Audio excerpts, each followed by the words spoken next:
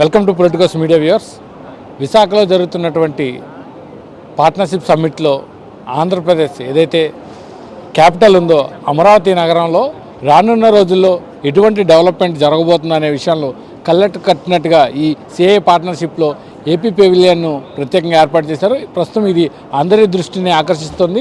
మనం ఇక్కడ చూడొచ్చు, ఇదంతా కూడా సిఆర్డిఏ పరిధి, క్యాపిటల్ రీజనల్ డెవలప్మెంట్ అథారిటీ అదనలో ఈ మొత్తం ఈ ప్రాంగణం అంతా కూడా దీన్ని రానున్న రోజుల్లో ఎలా డెవలప్ అవుతుందనే విషయాలను ఇక్కడ కళ్ళ కట్టినట్టుగా చూపించారు. సో ఇక్కడ రాజ్భవన్ మనం చూసుకోవచ్చు. ఇదంతా కూడా రాజ్భవన్లో ఎలాంటి నిర్మాణాలు ఉంటాయి, ఆ చుట్టూ గ్రీనరీ కానివ్వండి, దానికి అనుబంధంగా ఉండే రోడ్స్ కానివ్వండి, అలాగే సీఎం రెసిడెన్స్ ఏదైతే ముఖ్యమంత్రి నివసించే ప్రదేశం ఉంటుందో ఆ ప్రదేశంకి సంబంధించి భవనాలు ఏ విధంగా ఉంటాయనేది ఇక్కడ పొందుపరిచారు. అలాగే దానికి ఆనుకొని ఉన్న పక్కన ఉన్నటువంటి రోడ్డు E2 బిల్డింగ్స్లో ఇదంతా కూడా సింగపూర్ తరహా నిర్మాణాలను చేపట్టాలనే ముఖ్యమంత్రి ఉద్దేశాన్ని అనుసరిస్తూ ఈ బిల్డింగ్లన్నీ కూడా ఇక్కడ ఈ రానున్న రోజుల్లో ఎటువంటి తరహా అపార్ట్మెంట్లు కానివ్వండి, బిల్డింగ్స్ కానివ్వండి, అధికారుల నివాసాలకు సంబంధించిన అన్నీ కూడా ఇక్కడ ఎలా ఉంటాయనే విషయాలను ఇక్కడ ఏర్పాటు చేశారు. మనం చూడదు ఏపీఎన్ఆర్టీ బిల్డింగ్స్ ఇవన్నీ కూడా.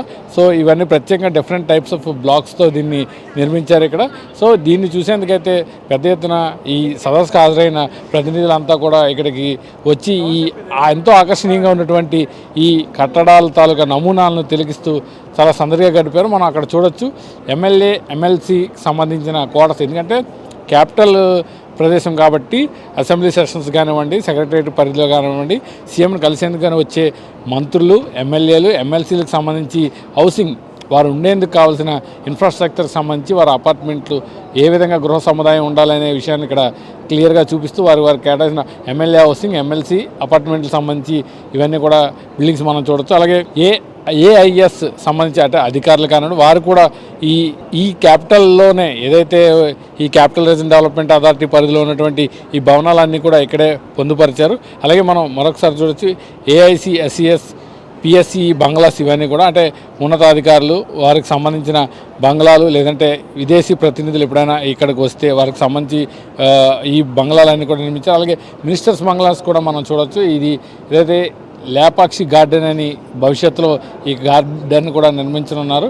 అలాగే ఇక్కడ పరేడ్ గ్రౌండు, ఆ మినిస్టర్స్ బంగ్లాస్ అన్నీ కూడా ఇండివిజువల్గా ఉన్నాయి. అంటే ఈ ప్రభుత్వానికి సంబంధించిన మంత్రులందరూ కూడా సీఎం క్యాంప్ ఆఫీస్కి, సీఎం కార్యాలయానికి దగ్గరలో ఉండేలా వీళ్ళకి ప్రత్యేక బంగ్లాలను కూడా ఎలా ఉండాలి అనే విషయాలు ఇక్కడ డిజైన్స్ రూపంలో చూపించారు. వీరందరూ కూడా ఈ అన్ని కార్యాలయాలకు వెళ్లేందుకు అనుసంధానమైన రోడ్లను కూడా ఇక్కడ నిర్మించారు. అలాగే పార్క్స్ ఎలా ఉండాలి, చుట్టూ ఇంతటి ఎకరాల్లో రైతుల వద్ద సేకరించిన భూమిని ఎలా సద్వినియోగం చేసుకోవాలనే విషయాన్ని ఇక్కడ కళ్ళ కట్టినట్టుగా చూపించారు.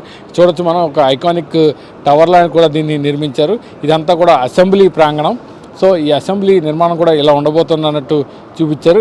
ఇదంతా కూడా ఏపీ సెక్రటేరియట్ సంబంధించిన బ్లాక్ ఈ భవనాలు, ఏదైతే సెక్రటేరియట్లో శాఖలు ఉంటాయో శాఖల వారీగా వారికి సంబంధించిన భవనాలు అన్నమాట. ఒక్కో భవనం ఒక్కో శాఖ చిహ్నంగా ఇక్కడ వీటన్నిటి కూడా నిర్మించారు.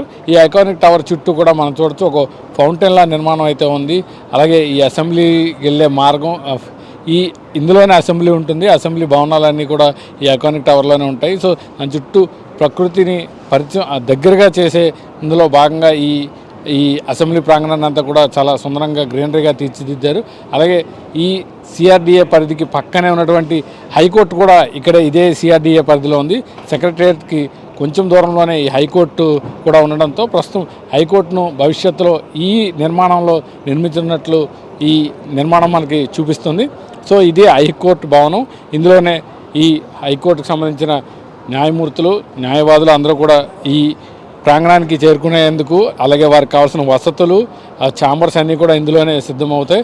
అలాగే జడ్జిలకు సంబంధించి ఏపీ హైకోర్టు గుంటూరులో ఉన్నప్పటికీ వారికి సంబంధించిన జడ్జిలు ఎవరైతే న్యాయమూర్తులు ఉంటారో వారికి సంబంధించిన బంగ్లాలు అవి కూడా ఈ ఏపీ సచివాలయం సమీపంలోనే వీటికి, అలాగే హైకోర్టుకి దగ్గరలోనే వారి బంగ్లాలను కూడా ఇక్కడ నిర్మించినట్లుగా ఈ నమూనా మనకు చూపిస్తుంది. అలాగే ఈ ప్రాంగణానికి సంబంధించి ఈ మొత్తం సిఆర్డిఏ పరిధిలో ఉన్నటువంటి మొత్తం అన్ని మార్గాలు కూడా ఇక్కడ సీడ్ యాక్సెస్ రోడ్స్ అనేవి ఉంటాయి. సో ఈ సీడ్ యాక్సెస్ రోడ్ని అనుసంధిస్తూ ఈ మార్గాన్ని అంతా కూడా రూపుదిద్దారు. సో ఇదంతా కూడా నాన్ గెజిటెడ్ ఆఫీసర్స్, ఎందుకంటే సచివాలయం ఉందంటే అక్కడ సంబంధించిన ఉద్యోగులు, ఎంప్లాయీస్, గెజిటెడ్, నాన్ గెజిటెడ్, అలాగే ఎన్జిఓ ఎక్కువ ఉద్యోగులు ఉండే అవకాశం ఉన్న నేపథ్యంలో వీరందరూ కూడా ఇక్కడ నివసించేలా సీఎం కార్యాలయం అలాగే ఏపీ సచివాలయానికి దగ్గరలోనే వీరందరికీ కూడా నివాసం ఏర్పరచడంలో భాగంగా వీరందరికీ కూడా ఇక్కడ ఈ భవనాలన్నీ కూడా నిర్మించినట్టు మనకు కళ్ళకట్టుగా చెప్తున్నా. అలాగే వాటర్ రిసోర్సెస్ సంబంధించి ఎలా ఉండాలి, నీరు ఏదైతే నీరు పారేలా, అలాగే అక్కడ కొన్ని గ్రీనరీకి సంబంధించి అలాగే వాటర్ రిసోర్సెస్ ప్రకృతికి దగ్గరగా ఉండేలా వీటన్నిటిని కూడా నిర్మించారు. ప్రస్తుతానికి అయితే ఈ ఏపీ పెవిలియన్ సంబంధించి ఈ పెవిలియన్ ఈ సిఐఏ సమ్మిట్కి వచ్చిన విదేశీ అలాగే ఈ రాష్ట్ర ప్రతినిధులు అందరూ కూడా ప్రత్యేక దృష్టిని ఆకర్షించింది. సీఎం చంద్రబాబు కూడా ఈ ప్రాంగణాన్ని పరిశీలించారు, లోకేష్ దీన్ని ప్రారంభించారు. సో ఈ సిఆర్డీఏ పరిధి అంతా కూడా రానున్న రోజుల్లో ఇంతటి డెవలప్మెంట్ జరుగుతుందని ఇక్కడికి వచ్చే ప్రతినిధులంతా చూసి వీటి ద్వారా అలాగే రాష్ట్రంలో పెట్టుబడులు పెట్టేందుకైతే ప్రత్యేక ఆకర్షణగా దీన్ని చూపిస్తూ ఇక్కడ దీన్ని ఏర్పాటు చేశారు. కెమెరామెన్ ముఖేష్తో కిరణ్, పొలిటికోస్, విశాఖ నుంచి. Please subscribe to the channel and download the Politicos app from the links in the description.